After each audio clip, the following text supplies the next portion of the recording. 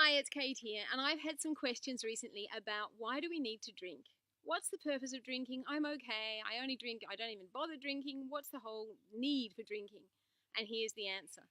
Look to nature and see how nature copes when it's dehydrated, i.e. a desert or a drought, and when it's flooded.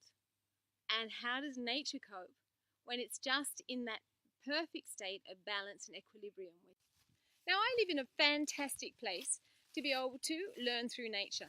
My husband and I have got quite a large area to look after on our land, and the way that we do that is to go out and work with it all the time. So I'm often in the garden and I'm learning from what I touch, what I see, what I smell.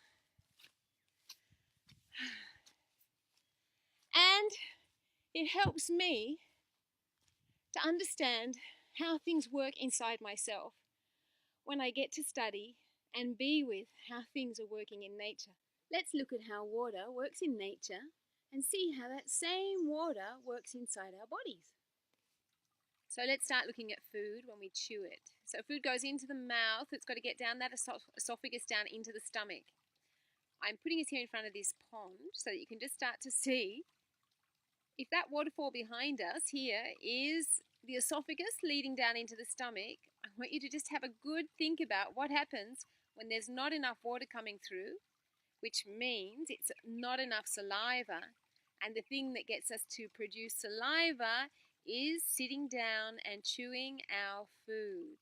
So let's use some leaves, and let's imagine that these leaves that are moving down through the waterfall are the same as food that's going down our esophagus and into our stomach. Yeah, you can imagine that they're not going to go very fast. So nothing much is happening there. Imagine if that's food that's trying to pass down through your esophagus into your stomach. It's a bit like that when you eat dry food. Eating dry food means on the run. You haven't sat down, you haven't prepared your mind, there's no saliva happening, you don't have time to swallow it because you've just grabbed something. Snacking on biscuits or on a muesli snack bar, there's no saliva happening in the mouth, so there's no water flowing through. The food's starting to catch here, and then when this stuff does eventually find its way down into the tummy, there's no acid in the stomach, or the amount of acid that's in the stomach is very minimal because you haven't been chewing. It's going to take a while for those to break down in the stomach. The way to help that to happen is to get more saliva into your mouth at the very onset of chewing. Chew it up really well so that this food, or the leaves in this case, can be in tiny, tiny, tiny pieces, and all the acid from your stump, from your mouth and your saliva, the acid can start working on it straight away. So the importance and the very onset is to start to chew the food, so that when it arrives in the stomach, it's already half digested, or give the stomach an easier job, a much easier job. Okay, now we've got the pond and it's running. So let's see what happens this time when we put the food in. Voila! It goes straight in and it's very quick. Now, if the food's even more digested, means more chewed up, this is whippersnipped grasses. La la la la la la la la la. In they go, down the esophagus, down into the tummy, and they're in there to be all washed around together and made into the next section of thing, which is called chyme. Okay, I've got us now in a waterway, and this waterway is pretty overgrown. So it's very, very similar to your tummy. This waterway doesn't run regularly with water, and because there's not water flowing through it all the time, during the dry spells or the times when it's just damp, things are able to grow and start to establish themselves and stick in the waterway. So if you can have a look behind me here. So for example, those roots that are growing down over the concrete over there, the only reason they're able to establish themselves is because there's not enough water flowing through regularly, and so they're starting to grow and hang on. It is a little bit like that with your intestines and your digestive system. If we're not putting enough water through our digestive system, things are going to start to grow and hang on in that warm, moist environment. So digestive systems are made to cope with lots and lots of water.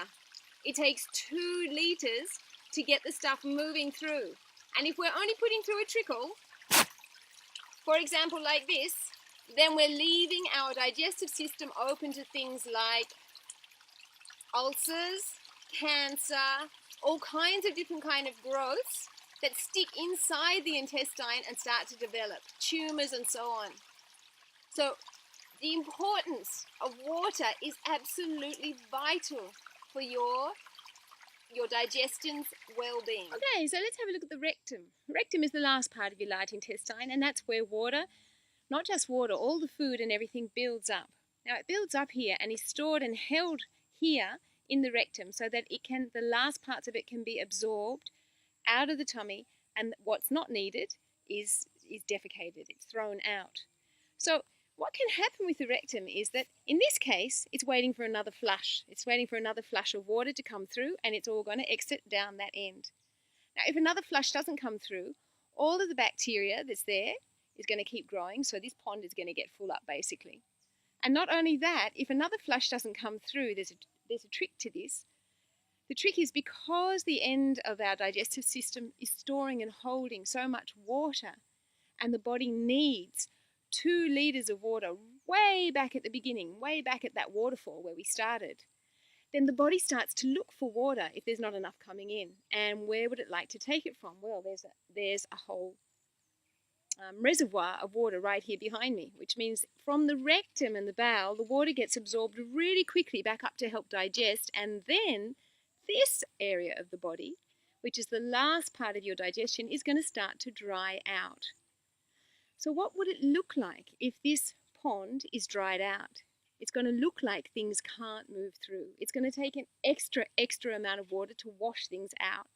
And the stuff that's in here is going to start to rot and get very fetid, which means that farts, gas, and all sorts of nasty things are going to start. It'll be bubbling very soon in the hot sun, so to speak, without enough water in it. So this part of the body needs to be kept moist at all times to get the last movement through.